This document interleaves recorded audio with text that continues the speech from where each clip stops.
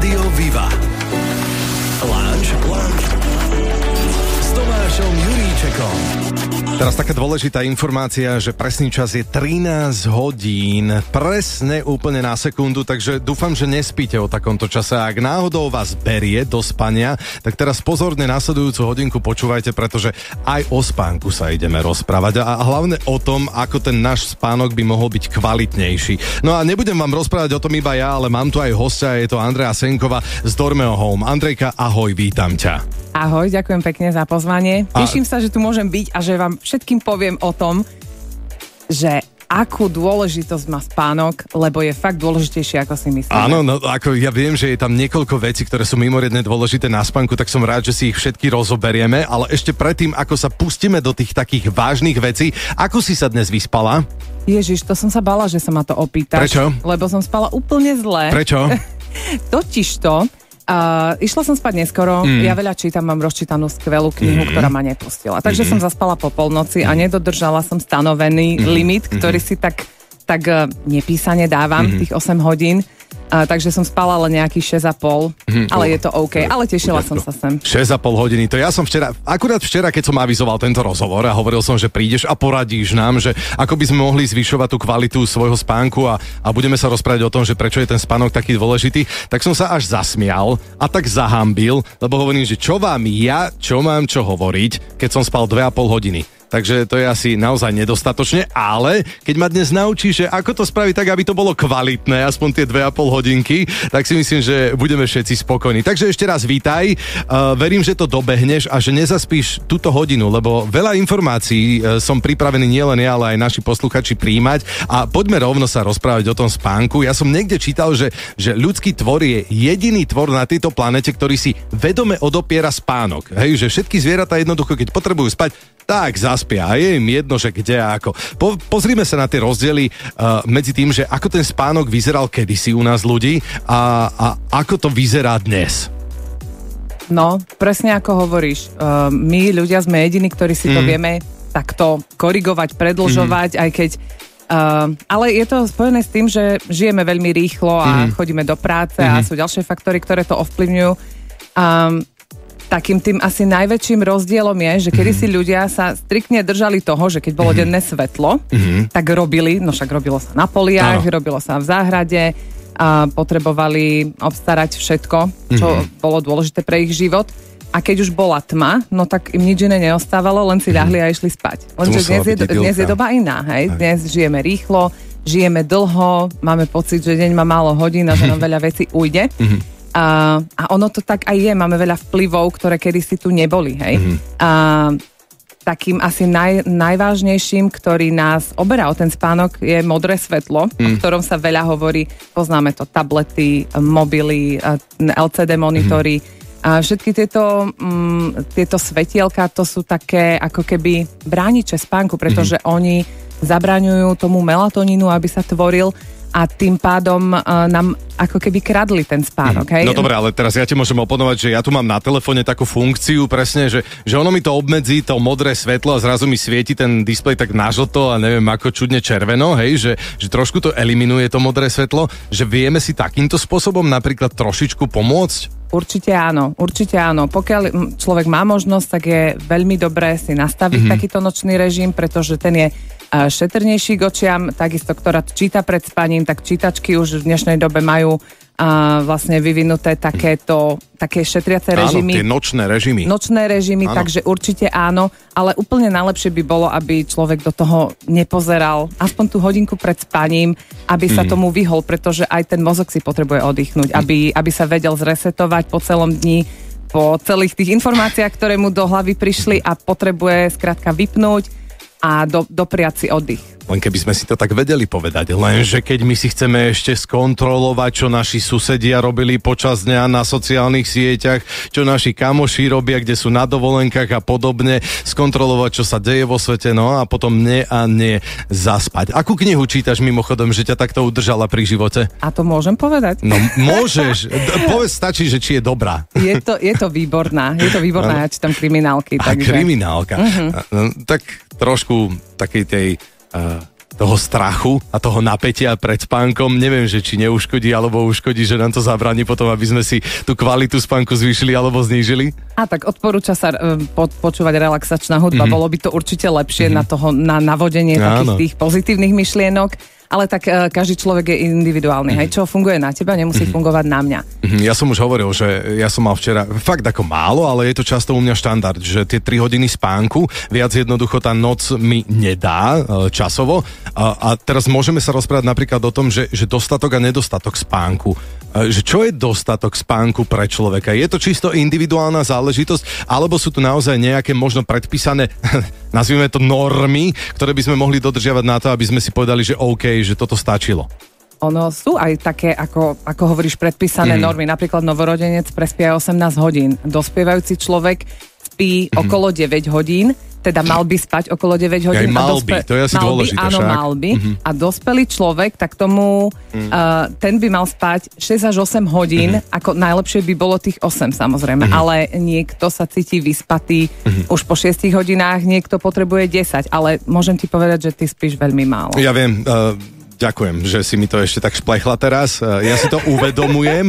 Aj by som povedal, že vedia to doženiem, ale asi rodičia 2 malých detí mi dajú za pravdu, že nie vždy sa to dá, pokiaľ máte ešte nejaké tie povinnosti. A pokiaľ náhodou naozaj zabludíte aj na tej sociálnej siete v noci, alebo si chcete niečo prečítať, pozrieť, tak potom toho spánku je málo. Nenabadám nikoho. Ak chcete zvýšiť kvalitu svojho spánku a dozvedieť sa o spánku čo najviac, tak určite ostaňte dnes s nami. Andrea Senková z Dormeo Home je tu na túto hodinu, aby nás naučila úplne všetko. Rádio Viva. Lounge s Tomášom Juríčekom. Pozdravujem z Rádia Viva, mojím hostom je Andrejka Senková z Dormeo Home. Dnes sa rozprávame o spánku, no a ja som si myslel, že po tejto debate odídem domov plný informácií a tak ďalej, ale vyzerá to tak, že odídem s depresiou. A prečo? Lebo Andrejka mi teraz povedala napríklad to, že keď málo spím, že to nikdy nedoženiem. Je to tak, Andrejka? Presne tak. Ľudia si väčšinou hovoria, že počas týždňa málo som sa vyspal, príde víkend, dospím to, budem spať aj 10 hodín, ale bohužiaľ to nikdy nedobehneš. Nedávno sa k nám do firmy dostala taká štúdia, v ktorej sa skúmali ľudia so zdravotnými problémami, ako sú obezita, vysoký krvný tlak a podobne, a zdraví ľudia, ktorí majú dostatok spánku. A ono sa to potom porovnávalo a tí zdraví ľudia, ktorí nemali dostatok spánku, mali podobné výsledky v bunkových štruktúrach ako tí obézní a chorí ľudia. To znamená, že keď máš nedostatok spánku, si náchylnejší na zápaly. Pokiaľ máš sopel alebo kašel, tak to nespíš dostatočne dlho, tak sa budeš z toho dostávať oveľa dlhšie, ako keby si poriadne spal. Čiže ľudia sa chovajú väčšinou tak, ako keby mali žiť večne. A myslia si, že sú nesmrteľní a nevenujú pozornosť tomu, čomu by mali. A spánok to je ako palivo. A vieš, auto keď nemá palivo, tak ti ďaleko nedojde, no. Hej? Takže... Dobre, ale už mám fakt depresiu, takže už mi nestačilo. Nie, ja to ešte doplním. Vraj, že spanie menej než 6 hodín denne zvyšuje riziko úmrtí na choroby srdca až o 50% a na mŕtvicu dokonca až o 15%. To sú hrozivé čísla. Sú to hrozivé a takisto veľa dopravných nehôd. Podľa štatistík až 1/3 dopravných nehôd vzniká v dôsledku toho, že vodič sa zle vyspal a dostal mikrospánok za volantom. Hej? To sa stalo aj u nás v rodine a je to veľmi... Neprajem to nikomu, aby to zažil. Hej? Je to hrozné niečo. Ja som spomínal aj spánkovú depriváciu. Ak som nespomínal, tak teraz by sme mu mohli spomenúť, že kedy už dochádza k takej tej spánkovej deprivácii? Keď sa cítiš strašne, keď sa cítiš unavený, keď máš pocit... je to spojené jedno s druhým. Keď sa zle vyspíš, tak to vplýva na tvoju náladu, na tvoje reakcie, na tvoju koncentráciu, na tvoju pamäť, na všetko. Úplne všetko. Takže ozaj by si človek mal dať záležať na tom, že venovať veľkú pozornosť tomu spánku. Či už si študent, ktorý sa učí pred skúškou a si povie, potiahnem do 4:00 do rána, lebo sa viac naučím, ale keď sa málo vyspíš, tak môj zlatý, aj veľa zabudneš z toho, čo si sa naučil. Hej? Takže treba nejak nájsť takéto vyváženie medzi tým, čo robím, čomu sa venujem, či už práca alebo nejaké hobby, a tým, čo robím v noci. Lebo fakt my potrebujeme dobiť baterky. Poďme teraz naučiť ľudí, lebo o tom sme sa chceli rozprávať tiež, že ako teda tú kvalitu nášho spánku vylepšiť. A ja teda nabonzujem na seba. My keď sme sa presťahovali do domčeka, tak vtedy sme to tak brali, že však máme tu nejaké matrace naše staré, sme si ich nosili z bytu na byt, keď sme boli ešte v podnájmoch, išli sme do svojho a viete, ako to chodí, že mladá rodina, ktorá nemá veľa financií na zvyš, a sme si uvedomili potom až neskôr, že aká to bola chyba a hovorili sme si, však tieto matrace nám stačia. Ľudia zlatí, až keď sme ich po rokoch vymenili, tak som si uvedomil, že ako výrazne dokážem zlepšiť kvalitu svojho spánku, pokiaľ spím na kvalitnom matraci, ktorý je ale akože určený pre mňa. A teraz otázka na teba, Andrejka, že ako človek zistí, že ktorý matrac je určený pre ňo, lebo to je presne ako s tým segedínom. Buď niekomu chutí, alebo nechutí a buď mu chutí hustejší, niekomu rečí a mohol by som pokračovať. Jednoducho sme takí, že subjektívni v tomto aj v tom spánku. Ako človek zistí, že ktorý napríklad matrac je pre ňo vhodným matracom? No to je dobrá otázka, ale máme na ňu odpoveď samozrejme. Tým, že v dnešnej dobe sú fakt je doba, kedy si vieš na seba ušiť presne na mieru to, čo ty potrebuješ vzhľadom na tvoju telesnú konštrukciu.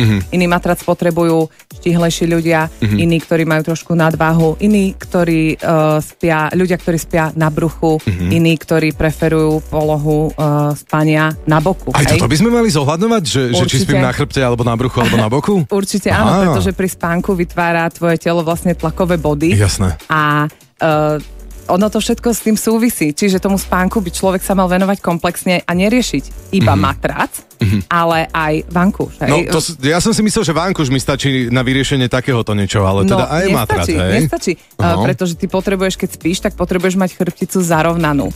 A potrebuješ ju mať v takej polohe, aby ťa to nikde netlačilo, aby si ráno nestal dolámaný, aby ťa nesekalo v krku, aby si nemal problém otočiť sa.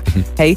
Takže najlepšie je navštíviť predajňu, kde je školený personál, ktorý presne vie nielen odhadnúť, ale presne poradiť vlastne záujemcovi o matrac, aký matrac potrebuje. Môže si ho na predajni vyskúšať, môže si ho ľahnúť. Keď hovoríš vyskúšať, toto sa chcem opýtať, že môžem si ľahnúť na ten matrac, aby som zistil, že či to je lebo aj to banky si skúšame, ja by som si chcel ľahnúť a aj som si ľahol na ten matrac, ktorý som si zháňal nový, takže či to je OK, či to nie je také spánkové fopá. Nie, určite si to treba vyskúšať. My sme si kupovali nový matrac zhruba pred mesiacom a môj muž, ja som mala už vybratého favorita, ale chcela som vedieť, čo na to povie môj muž a on si v predajni sadol na ten matrac a on povedal wow.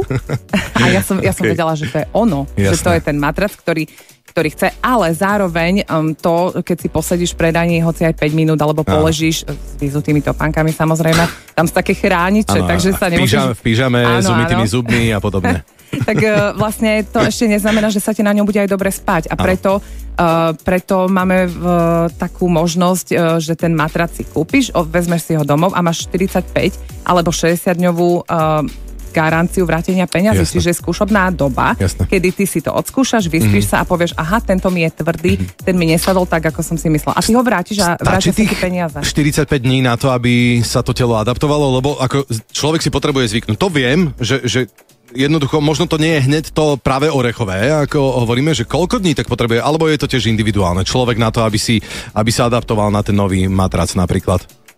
Ja som sa adaptovala možno po týždni, môjmu mužovi to trvalo kratšie, ale tých 45 dní je určite dostatočná doba. Určite áno. Dobre. Telo ti povie, čo je zlé. A teraz mi napadla taká vec, že či máš prehľad o tom, že keď ľudia prídu vyberať si napríklad nový matrac, že kde je tá väčšina, že či sú väčšina z nich takí, ktorí prídu, že my chceme mäkký matrac, alebo prídu takí, že my chceme tvrdý. Že čo máme Slováci radšej? Tie tvrdé matrace, alebo tie mäkké? Ako to je? Alebo nevieš? Všeobecne je rozšírené, že proti bolestiam chrbtice sa odporúča viac tvrdší matrac, pretože sa na ňom ľahšie otáča, tie bolesti sa zmierňujú, ale dnes sú na trhu teda aj my máme v ponuke matrace, kde si vieš navoliť, že v jednom matraci si môžeš navoliť až trebárs 8 možností tvrdosti. Okay. Čiže ty môžeš mať iné preferencie ako tvoja manželka, ty máš radšej tvrdšie lôžko, manželka mäkšie, pretože má aj inde ťažisko tela, trebárs má útly driek, hej, a potrebuje mať inde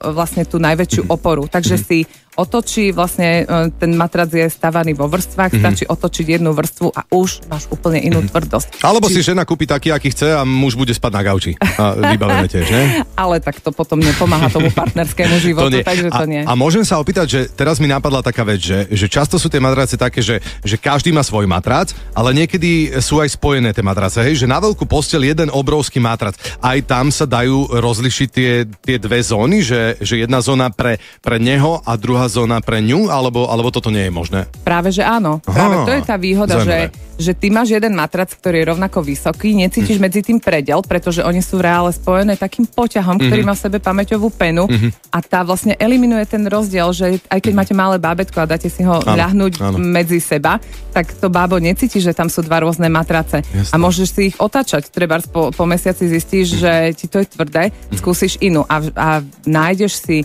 ten spôsob spania, ktorý vyhovuje tebe a pri 8 možnostiach je to teda veľmi vysoko pravdepodobné, že človek si nájde to potrebuješ. svoje. Sa mi páčilo, ako si povedal, že však človek si otočí ten matrac a keď si teraz predstavím, keď len obliekam obliečky na ten matrac, ktorý váži a to máme taký, že ja mám svoj, žena má svoj. To je neuveriteľne ťažké. Tak dobrá posilka na večer, ale treba za kvalitu, treba trošku si aj zacvičiť. Krásne sme sa porozprávali o tých matracoch. Budeme pokračovať a zaujímavá ma taká otázka, ktorá zaujíma asi mnohých, že kedy je ten správny čas vymeniť napríklad taký matrac, lebo mnohí toto asi zanedbávame, tak si o tom povieme už o chvíľu, ale ideme si aj niečo dobré zahrať. Rádio Viva. Lunch s Tomášom Juríčekom. Andrea Senková z Dormeo Home je mojím dnešným hosťom u nás v Lunchtime. Andrejka, ešte raz ahoj, krásny štvrtok ti želám. Ahoj. No a teraz mohli by sme si dať takú otázku, že a mohli by si ju pokojne položiť aj naši posluchači, že čo môžem urobiť, a to sa opýtajte každý sám seba, že čo môžem urobiť preto, aby bola kvalita môjho spánku vyššia. Tak pozrieme sa na tieto veci, ale ešte predtým musíme objasniť jednu záležitosť a to je tá otázka, ktorú som položil na záver predošlého vstupu, že kedy je vlastne čas vymeniť náš aktuálny matrac. Vieš odpovedať nejakým spôsobom, aby sme pomohli tým, ktorí sa trápia takouto otázkou? Určite áno. My v Dormeo Home veríme, že základ toho celého spánkového procesu je kvalitný matrac. A kvalitný matrac je taký, keď na ňom spíš, nič ťa nebolí, prebudzaš sa plný energie, oddychnutý, telo zregenerovalo a máš dobrú náladu a fakt nič ťa netlačí. A keď už ten matrac tvoj vlastne ti nedáva ten komfort, ktorý máš pocit, že to telo si zaslúži a potrebuje, vtedy je na čase si povedať, idem to vymeniť, mám to 10 rokov, to je taká hranica. 10 rokov, hej? 10 rokov určite, dlhšie ako 10 rokov by som matrac nepoužívala, zvlášť ak ide o rodiny s deťmi. Jasné. Lebo vieme, že niekedy aj detičky vedia spôsobiť nejaké nehody. Áno, kopačka do hlavy a podobne. No, myslela som iné nehody, ale pohode. Keď sa vlastne motajú u rodičov posteli. Ďalšia vec je, ako sa človek stará o ten matrac. Či má na ňo ochranný poťah, taký, ako sa hovorí ľudovo, taká tá guma, hej, proti počurávaniu sa u detičiek. Ďalšia vec je, že ako často mení ten poťah. Či na poťah dáva plachtu, či človek jedáva v posteli, lebo sú aj také typy ľudí, ktorí si to zoberú, majú v spálni telku, ľahnú si s podnosom alebo s táckou, s tanierom a aj takéto nehody sa stávajú a tým pádom ten matrac potrebuje ďalšiu extra starostlivosť. Alebo nevetrané priestory, hej. Málo vetráž, to sa odrazí aj na kvalite toho matraca, pretože v malovetranom prostredí tak sa množia plesne a baktérie, roztoče a ono to není vidno, ale ono to tam vo vnútri je. Áno. Vplýva to zle, hlavne pre alergikov. Môžu mať sťažené dýchanie, v noci sa môžu dusiť a môžu mať draždivý kašeľ. Je to veľakrát spôsobené aj tým, hej. Takže keď už človek cíti, že niečo nie je v poriadku, tak v prvom rade ide do výmeny toho matraca. Hej, tam už sme sa o tom bavili, ide do spánkového štúdia, a teda do predajne, kde mu fakt školený personál vie presne ušiť produkt na mieru a vlastne to je ten základ. A potom ďalšie veci, ktoré by si mal dodržiavať, keď ideš spať, tak to je určite vetranie, izba by mala byť zatemnená, nemal by si tam mať nejaké nočné lampy a svetlá. Ďalej som čítala takú zaujímavosť o zrkadlách, že to tiež nie je dobré mať v spálni zrkadlo otočené tak, že sa v ňom vidíš. Aha, okay. Takže... Počkaj, ale však to znamená, že by muselo byť na plafóne. Na plafóne, alebo na, šatníková skriňa tiež môže mať. Vidíš, ale ja uvažujem presne tak, ako ja spávam, že na chrbte väčšinou, takže áno, ale niekto spí napríklad na boku a tak áno, rozumiem. No. Takže sú všelijaké také vychytávky. Ja pijem pred spánkom kávu. Môžem, alebo nemal by som? No, nemal by si, ale to je tiež individuálne. Hej, niekomu to nevadí, zvlášť ak ide o kvalitnú kávu, ale všeobecne by sa nemali kofeín, alkohol a nikotín užívať také 3-4 hodiny pred spaním.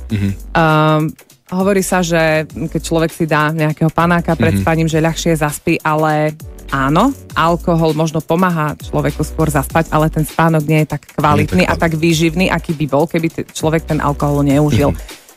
Takže tomu by sa trebalo vyhýbať. Takisto ľahšie jedla na večeru.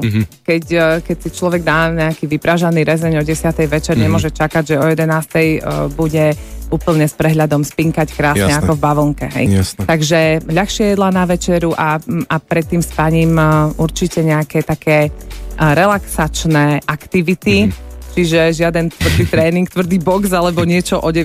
večer. Je to ale tiež individuálne, pretože dnes vieme, že ľudia, keď pracujú a končí im šichta treba o 5. 6. tak nemôžu ísť skôr, hej? Áno, a zároveň nie všetky aktivity, ktoré sa odohrávajú na matracoch, spálniach sú relaxačné a vieme, že ľudia po nich dokážu zaspať, takže je to individuálne. Teraz taká otázka, ktorá zaujíma takisto asi úplne každého. Andrejka, dobre hovoríme o tom, že ten matrac by sme mali vymeniť tých každých aspoň 10 rokov, hej? Plus, mínus. Len človek si potom povie, no dobre, ale doba ťažká, matrac nie je zrovna najlacnejšia záležitosť, pokiaľ chceme mať kvalitnejší matrac. Tak ako sa postaviť k tomu?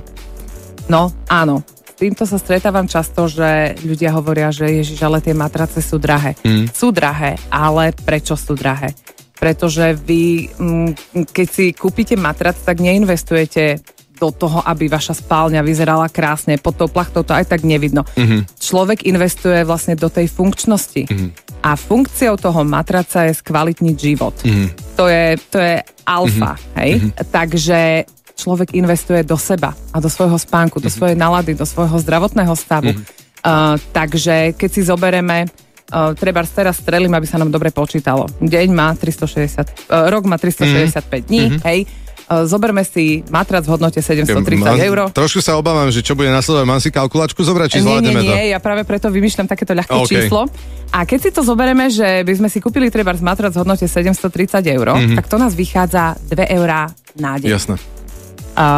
Dnes som sa pýtala kolegyne, ktorá fajčí. Pozdravujem všetkých kolegov do štúdia, vlastne do firmy na Košickej. No, pýtala som sa kolegyne, ktorá fajčí, koľko stojí balíček cigariet, pretože ja osobne nefajčím. Stojí to 5 eur. Tuhý fajčiar, ktorý vyfajčí jeden balíček denne, tak vlastne myslí, že sa nad tým zamýšľa, že práve dal 5 eur. Chápeš? A zdravie si nepodporuje, je to zlý zlozvyk. Ja viem, toto nie je naša téma. Ty si jednu takú analogiu ešte použila, že koľko ľudí každý rok si kupuje nový telefón, pričom nemusí a vieme dobre, koľko tie telefóny napríklad stoja. Presne, tam pokiaľ investuje človek raz za 10 rokov do kvalitného matraca, tak ešte mu zostane potom aj na zdravú večeru a nebude musieť teraz potom viedať v tej posteli. Áno, si mi to zobral z jazyka, presne to som chcela povedať, že na telefón ľudia sa idú zblázniť, keď prichádza nový model a sú ochotní stať v dlhých radoch a čakať, ale do toho matraca je im ľúto dať peniaze. Lenže fakt si treba uvedomiť, že to je investícia, ktorá má dlhodobé výsledky a je to výhodná investícia. Čo je viac ako zdravie. Takýto sme, že my si to často neuvedomíme, že koľko času vlastne v tej posteli trávime a aké dôležité to je. Ale o tom sme sa už rozprávali. Vy, ak máte akékoľvek otázky týkajúce sa presne spánku, matracov a tak ďalej, tak nech sa páči, môžete ich posielať na naše sociálne siete, napríklad Facebook, Instagram alebo na náš WhatsApp 0917259820. A Andrejka, pokiaľ tu ešte bude v tom čase, kedy tú otázku uvidíme a bude schopná odpovedať, tak aj odpovie. No dobre, veľa sme teraz rozprávali o matracoch, hej? Ale čo ďalšie veci? Viem si predstaviť, že aj o posteliach samotných by sme vedeli rozprávať neuveriteľne dlho. Môže to byť celá veda do tých roštov, ktoré sa nachádzajú pod matracmi a všetkým tým, čo tam môže byť. Do toho ani nemusíme ísť, ale zaujímavá napríklad jedna vec, ktorú sme už spomenuli, a to je vankúš. Ako veľmi dôležitý v celej tejto spleti spánkovej je práve vankúš? No, veľmi dôležitý, pretože on ti drží tú hlavu, hej, v polohe, v ktorej by mal. No dobré, ale tak ja idem na turistiku a strčím si mikinu pod hlavu, alebo batoh, hej, a zvládnem to. No a ráno, ako sa prebudzáš? Strašne hrozné. No vidíš, a to je tým, že ti chýba správny vankúš. Ja to cítim napríklad na dovolenke, keď ideme niekde, hoci len na predĺžený víkend, tak ja si vždy hovorím, Pane Bože, mala som si zobrať svoj vankúš, na ktorý som už zvyknutá, na ktorý dobre reaguje moje telo. Tiež na trhu je plno vankúšov rôzneho typu. Anatomické vankúše, klasické vankúše, vankúše s výplňou, ktorá sa dá prispôsobiť. To znamená, že si vyberieš výplň tak, aby si mal požadovanú výšku. Ty keď spíš, si hovoril, že spíš na chrbte. No, tak ty potrebuješ vankúš, kde nie je veľa tej výplne. Hej? Čiže taký nabumbaný, ktorý na fotkách môže vyzerať krásne. No, taký mám. No, tak taký je ti... A na ten si dám ešte taký nenabumbaný a na ten si ešte niekedy dávam ruku. No, aby to bolo spíš dokonalé. Krátko, na zlom vankuši, ja neviem, kde som sa to ocitla. Ale na to si tu, aby si nás naučila a poučila, že čo robíme zle. Áno, treba tomu fakt venovať pozornosť, lebo ten krk, je to hrozný pocit, keď sa cítiš celý deň zaseknutý v tom krku a nevieš sa otočiť ani kto ide za tebou, lebo cítiš bolesti. Takže ten vankúš je dôležitý a treba sa o neho aj starať. Hej? Napríklad obliečky na vankúš sa perú častejšie ako paplon. Hej? Tie by sa mali prať aj každý týždeň, lebo človek sa potí, zvlášť keď sa mení ročné obdobie. Áno. A vankúš by si mal meniť napríklad každé 2 roky. Každé 2? Si vedel? No. Aj, vidíš, ako som sa teraz zatváril, takže nebudem ti hovoriť, že ako dlho mám tento svoj vankúš /vankúše. Ďalšie rady a tipy vám ponúkneme už o chvíľu, ale teraz si ideme dobre zahrať. A myslíte na to, že na akom vankúši spíte, lebo poviete si možno, však ten krk prestane boleť, ale čo vám nosí krk? Hlavu. A tú hlavu asi chceme používať aktívne. Ostaňte s nami, toto je Lunchtime a Rádio Viva. Rádio Viva. Lunch s Tomášom Juríčekom.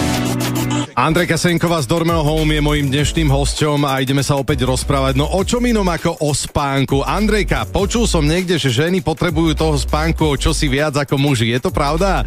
Či nie je? Ježiš, to asi je. Je to pravda? My potrebujeme mať peknú pleť, potrebujeme mať pekné telo, inak nedostatok spánku súvisí aj s nadváhou, pretože keď má žena nedostatok spánku, tak potom kolíšu aj hormóny a viac žena inklinuje k chuti na nejaké nezdravé jedlá.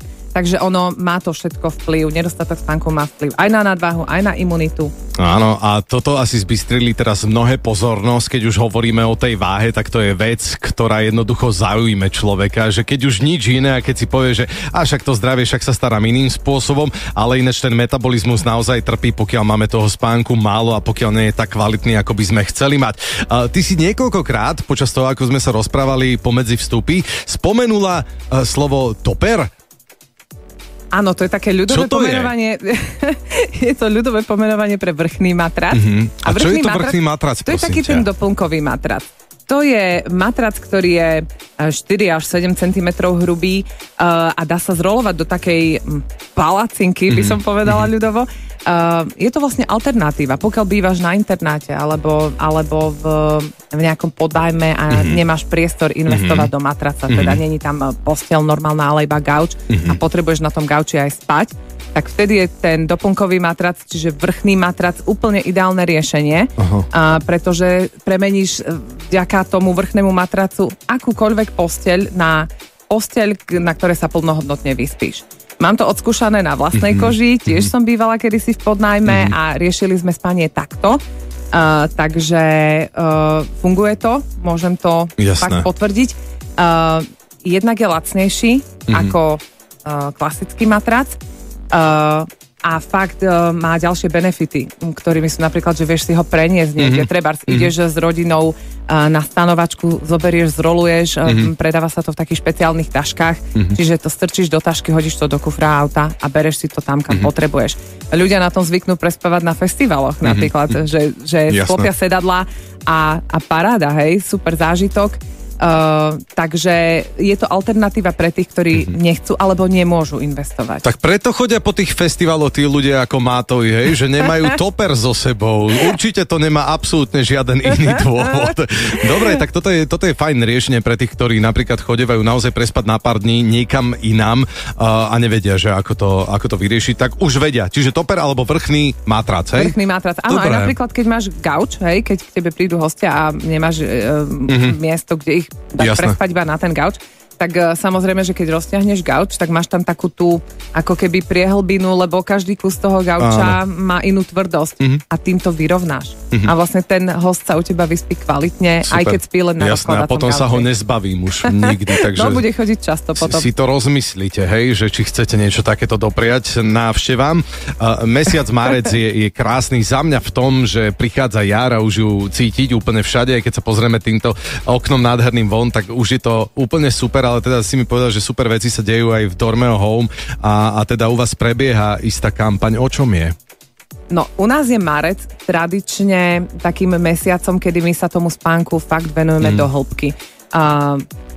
Pretože my vnímame, že misiou našej spoločnosti je, aby každý sa vyspal dobre. Hej, a aby tí ľudia ozaj vedeli, čo obnáša kvalitný spánok a vedeli to prispôsobiť sami na seba. Zamysleli sa trošku. Robím všetko, čo môžem.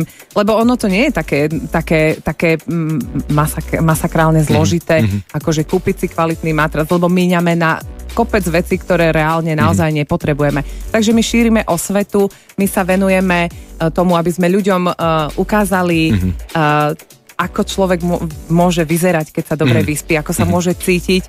Naši spánkoví experti v predajniach sú pripravení na to, aby vlastne sa s tými ľuďmi rozprávali, aby im vysvetľovali, či už, aby im ponúkali vlastne poradenstvo, či už o matracoch, o rôznych doplnkoch, ako sú vankuše, postelné plachty, obliečky, paplóny, aj rošty. My to voláme také, že vlastne komplexné pokrytie spánku, lebo ako si hovoril, to nie je len matrac, vankuš, ale sú k tomu aj ďalšie veci, postele, rošty, ktoré tiež môžu sa vlastne mať vplyv na to, ako spíme. My by sme o tom vedeli rozprávať ešte neuveriteľne dlho, ale neuveriteľne rýchlo to aj ubehlo všetko a to sme naozaj iba špičku ľadovca rozobrali, čo sa týka toho spánku.